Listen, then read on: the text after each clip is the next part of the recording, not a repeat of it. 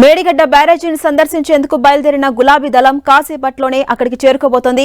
తెలంగాణ భవన్ నుంచి బీఆర్ఎస్ ఎమ్మెల్యేలు, ఎమ్మెల్సీలు, ఎంపీలతో పాటు దాదాపు 200 మందితో కూడిన బృందం మేడిగడ్డకెళ్లింది.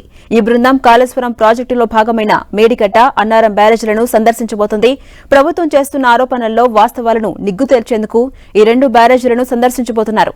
కాళేశ్వరం విషయంలో ఒక్క అంశాన్ని ప్రామాణికంగా తీసుకుని మొత్తం ప్రాజెక్టునే ఫెయిల్యూర్ గా చిత్రీకరించే ప్రయత్నం ప్రభుత్వం చేస్తుందంటూ ఇప్పటికే బీఆర్ఎస్ మండిపడుతోంది.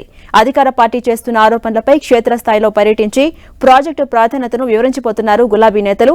బ్యారేజీలో కుంగిపోయిన పిల్లలకు మరమ్మతు చేయించి వచ్చే యాసంగికి రైతులకు సాగునీరందే విధంగా ప్రభుత్వం చర్యలు చేపట్టాలంటూ బీఆర్ఎస్ డిమాండ్ చేస్తోంది.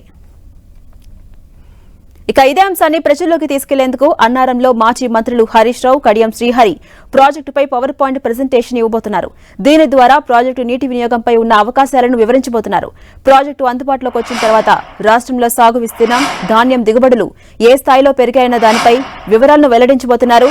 ఇక కాళేశ్వరం అంటే ఒక మేడిగడ్డ మాత్రమే కాదని ఇతర రిజర్వాయర్స్, పంప్ హౌస్లు, కిలోమీటర్ల కెనాల్స్, సొరంగాలు ఉన్నాయంటూ బీఆర్ఎస్ నేతలు చెబుతున్నారు.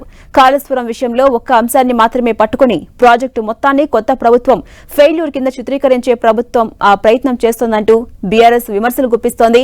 మేడిగడ్డ వద్ద కుంగిన 3 పిల్లర్లకు రిపేర్లు చేయకుండా ప్రభుత్వం కాలయాపన చేస్తోందంటూ ఆరోపిస్తోంది.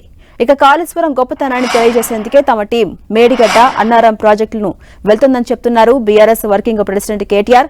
ప్రభుత్వం బాధ్యత మరిపించిందని, మేడిగడ్డపై ప్రభుత్వానికి ఉన్న అభ్యంతరం ఏంటని ప్రశ్నించారు కేటీఆర్. కాళేశ్వరంలో అన్ని రిజర్వాయర్లు పరిశీలిస్తామని ఇప్పటికే కేటీఆర్ చెప్పారు.